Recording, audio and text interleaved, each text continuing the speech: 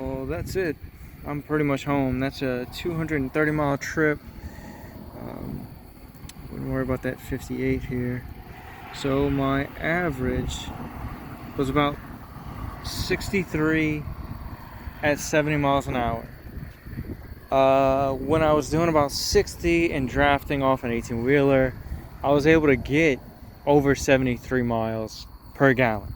I still have a gallon and a half. Assuming that includes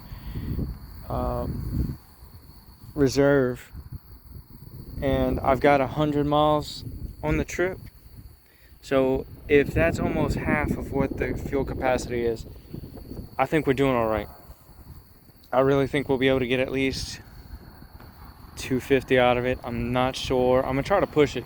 I'm gonna look into how much you get with the reserve. I know on the 250 I had 40 miles before I was pushing the bike to the next gas station. The bike handled it very well. I can't say there's an issue. I'm still not pushing it over 70, but one thing that I am grateful for is if you ever had the 250 and you're coming to this, when you were in 6th gear, you had a headwind, you had all the other factors coming into play. When you railed on that throttle, you had nothing left. Wind would knock you from 70 down to 60 and like it was nothing, like it was the thing to do.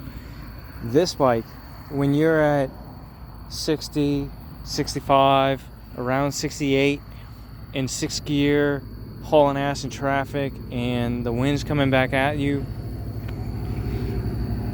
I mean, the bike was still pulling away. The bike was still ready to go faster than I was willing to do it on the break-in. So I'm excited to get through the break-in period and move on. See what the top speed is. See what else she's got to offer. Now, I ride squid, so I don't ride with safety gear, and it's bit me before. It bit me a couple weeks ago, but I've got over 80,000 miles between a CBR 1000 and my 250, and this was the first time I ever had an issue.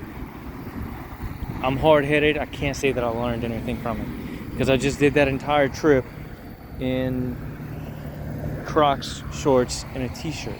I don't recommend that. I really don't. It's not a smart thing to do. But I make my own choices. You should make smarter ones. Learn from my mistakes. With that said, even with Crocs on, the vibration from the foot pegs and the rubber mounts held up splendidly.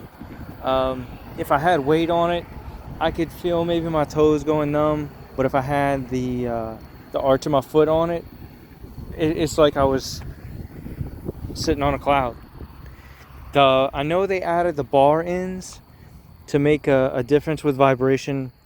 I'm gonna go with they make a difference. I mean, I've got full feeling sitting at 70 miles an hour most of that trip home. Yeah, dude, you really can't go wrong with this bike. You really can't. I noticed whenever you're sitting at 70 miles an hour, it's more of a nuisance. I'm not going to complain about it. It's not going to be one of those, I don't like the bike for this reason. But that indicator light at 70 miles an hour starts to flash. And to some people, it'll bug them. If you're nitpicking, looking for shit to bitch about, yeah, it'll make a difference. But otherwise, the gauges are very nice. You end up watching your fuel mileage more than you like. The upgrade to the gear indicator is incredible. I haven't even gone through, maybe that was a trip. So if I'd have set the trip, then it'd tell me how long I was on the road or how long I've been riding. I haven't quite played with all of this yet. I haven't read the owner's manual. I really did hand them the check and walk away with the bike. And I am very happy. The crossbar here is extremely helpful.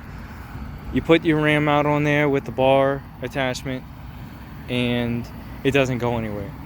I'm a little disappointed about this. I mean, I bought this thing just the other day and this is already broke. But I've got a spare. I'll replace it and move on with my life. Fuss at the guys at Cycle Gear. They're really good to me too. Their warranties are hard to beat. You definitely feel the radiator on this side of the bike and the exhaust. So what I'm probably gonna do soon, very soon, is take this all off and wrap the exhaust. This whole section here is just a heat sink, and you definitely can tell. 230 miles, not too much wear on the tires. I mean, you could tell some of it is there. The little knobs are gone, but it's going to be. I'm gonna update this. I'm pretty good with tires. I think the stock tire on my 250, I ended up with somewhere around 7,000 miles on that thing. I don't know how some people are only getting 2,000 miles out of these stock tires, but I will see. I will let you know. I'll keep the channel updated with oil changes, chain changes, sprocket changes, tires, and air filters. This bike, it's a Honda. You're not going to have to replace much. You're not going to have to do much. I keep my bike stock. If you keep them stock, they last forever. I'm not good at wheelies. I'm not good at the trick stuff, but I ride hard, and that's what makes the difference for me. So I'll see y'all next time. If y'all have any questions, make sure to comment down below, and I'll be happy to. I'll either make a video of it if you want me to. If you've got questions on anything, don't hesitate to ask. It's a brand new channel. I started it today. Only because this bike is a unicorn. People can't find it. So if there's more information out there, maybe they'll start making it. I want to do an update on top speed once I break it in. I want to do an update on total fuel mileage. Also want to do off-road videos too. The only problem is the places I can ride around my home. It's technically trespassing anywhere you go. So I'm gonna have to be smart about that. But they don't tell us nothing, and they don't mind, but it is trespassing, and I want to respect people's property. I'm not here to destroy anybody's stuff. But I'll see y'all next time. Thanks for watching.